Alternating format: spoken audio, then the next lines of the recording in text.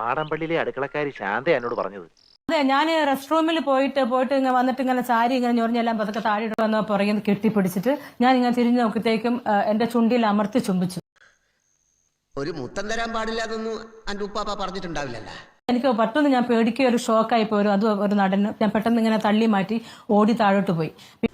എന്നിട്ട് സൂര്യ ഓടി പുറകെ പെട്ടെന്ന് ഓടി വന്ന് ചോദിച്ചു, Minu, I want to tell you, ഒരു കാര്യം പറയണം, യെസ് ഓർ നോ എന്നൊരു വാക്ക് മാത്രം പറഞ്ഞാൽ മതി. മനസ്സിലായ എന്ത് എന്ന് ചോദിച്ചപ്പോൾ പുള്ളിക്കാരൻ പറഞ്ഞു, എനിക്ക് ട്രിവാൻഡ്രത്ത് ഒരു ഫ്ലാറ്റ് ഉണ്ട്, I am interested in you, വരാൻ താല്പര്യമുണ്ടെങ്കിൽ വലിയ നേട്ടങ്ങൾ ഈ കാലത്തുണ്ടാവും. ഇത്രയും വലിയ ഗതികെട്ടവൻ ഈ ലോകത്ത് വേറെ ആരെങ്കിലും ഉണ്ടാവും എന്റെ കർത്താവേ. കണ്ണൂരിലെ ഫ്ലാറ്റിലോട്ട് എന്നെ വിളിച്ച് ഫോം ഫില്ല് ചെയ്യണം എന്നൊക്കെ ചെയ്യാൻ പറഞ്ഞപ്പോ ഞാൻ ഇങ്ങനെ നിന്നോണ്ട് ഞാൻ ഇരുന്നില്ലായിരുന്നു. ആ ടേബിളിൽ ഇങ്ങനെ കുഞ്ഞിങ്ങനെ ചെയ്യുമ്പോഴത്തേക്കും പുള്ളിക്കാരൻ എന്റെ കഴുത്തേൽ ഇങ്ങനെ വന്ന് ഉമ്മ വെച്ചു. ഇടവേള ബാബു എന്ത് പറ്റിയടാ? ചായ നെറുകന്തലേ കയറി ബ്ലോക്ക് ആയതാ. ഇത് ഞാൻ പറഞ്ഞത് എന്താ ഇങ്ങനെയൊക്കെ. അപ്പൊ ഒന്ന് ആയിക്കൂടെ, ഞാനാണ് കല്യാണം പോലും കഴിക്കാത്ത ഒരു ബാച്ചിലർ അല്ലേ, ഒന്ന് സഹകരിച്ചൂടെ എന്നൊക്കെ പുള്ളിക്കാരനോട് വലിയ സംസാരമൊക്കെ. ഈശ്വര, ഇനി എന്ത് ചെയ്യും? ആലോചിച്ചിട്ട് ഒരെത്തും പിടിയും കിട്ടുന്നില്ല.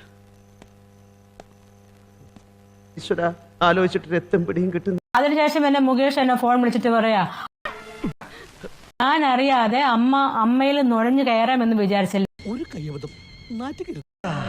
ഇപ്പൊ കിട്ടൂടാ, ഇപ്പൊ കിട്ടും.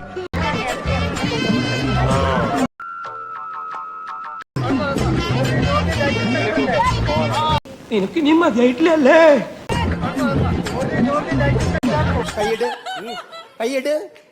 എന്നെ കൊല്ലാതിരിക്കാൻ പറ്റുമോ? അങ്ങനെ പടക്കടകുദാഹവ എന്തൊക്കെ മേളായിരുന്നു. പാട്ട്, ഡാൻസ്, കൂത്ത്.